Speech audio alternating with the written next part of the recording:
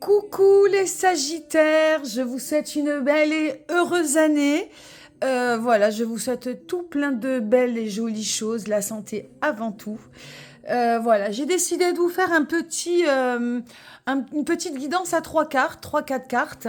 Voilà, pour faire la transition entre ce que l'on quitte de 2025, ce qu'on doit apprendre à lâcher ou à apprivoiser pour rentrer en 2026, et puis quel est le message de ce début d'année pour vous Sagittaires. Donc évidemment, c'est général, tu prends ce qui résonne, tu laisses le reste, tu peux compléter avec ton ascendant, ton signe solaire, ton signe lunaire ou le signe qui te parle.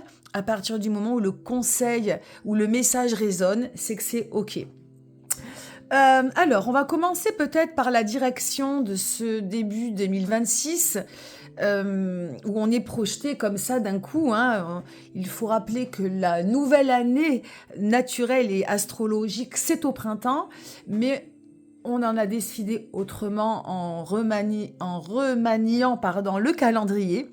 Donc c'est vrai qu'on est un petit peu toujours bouleversé avec une grosse fatigue en ce début d'année, où on se met plein de résolutions en tête. Donc on va essayer évidemment de trouver quelques messages là-dedans. La direction de ce début d'année, c'est la 9 d'épée. 9 d'épée, eh bien, ça serait de mettre un terme à des nuits d'insomnie, à des nuits d'incompréhension, à des nuits d'incertitude, d'angoisse, d'anxiété, de choses comme ça qui prennent un petit peu la tête. La carte n'est pas ouf. Le 9 d'épée, dans sa lumière, c'est une nouvelle compréhension, une nouvelle écoute. C'est l'accueil de l'autre. Il y a une espèce d'illumination, la lumière se fait parce qu'on finit par écouter l'autre, donc on comprend la situation de manière différente. Il est là le chemin, elle est là la lumière, elle est de voir, d'entrevoir ou de laisser passer la lumière là où elle ne s'est pas faite jusqu'à présent.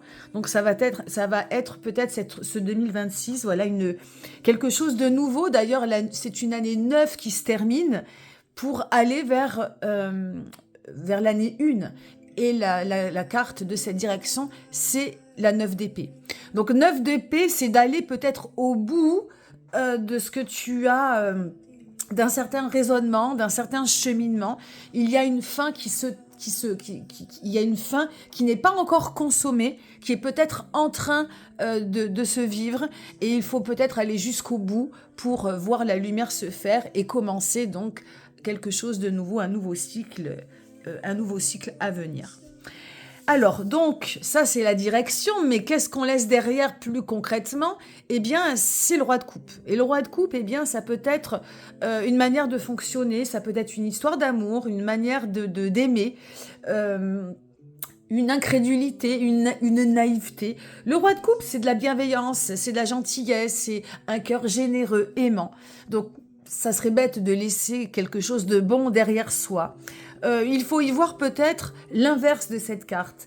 Quelque chose qui est, qui est dans le trop, dans le trop de peut-être être trop sensibilisé par une situation, une espèce de naïveté, une incrédulité ou de la méchanceté. De laisser vraiment derrière tout ce qui atteint le cœur, tout ce qui fait mal, tout ce qui ne te met pas en sécurité affective.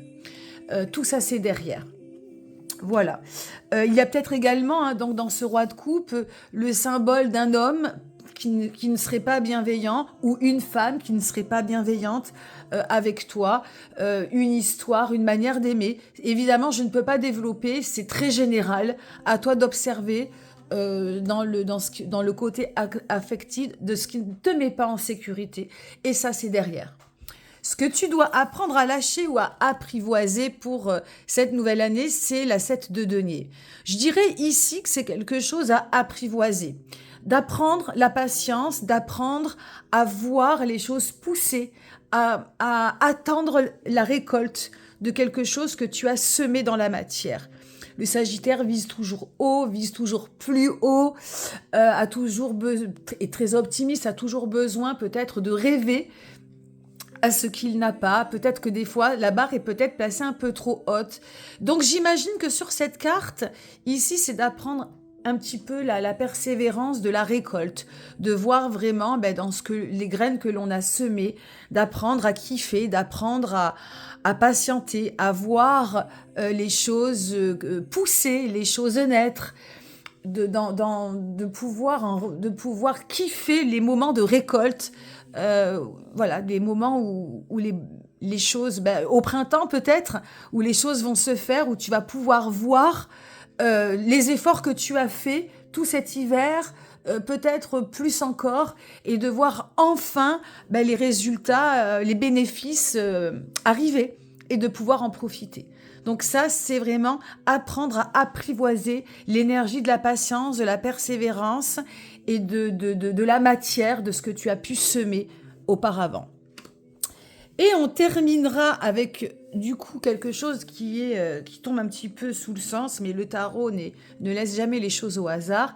Quel est le message pour 2026 ? Eh bien, c'est l'As de denier. Tu vois, ici, la direction, c'est de aller au bout d'un cycle, peut-être même si ce cycle fait mal, s'il y a peut-être des vérités douloureuses ou des choses à aller jusqu'au bout de certaines choses douloureuses.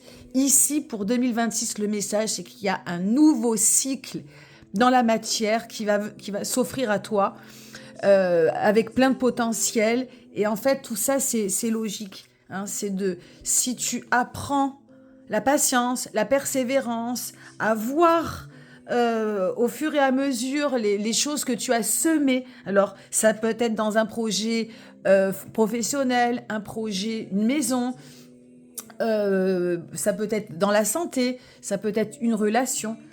Cette patience et cette persévérance va finir par porter ses fruits, puisque l'As de denier qui porte le numéro 1, voilà, ça va venir, ça va arriver, comme cette carte où on t'offre voilà, ce cycle dans la main. Ce cycle, tu le tiens dans ta main.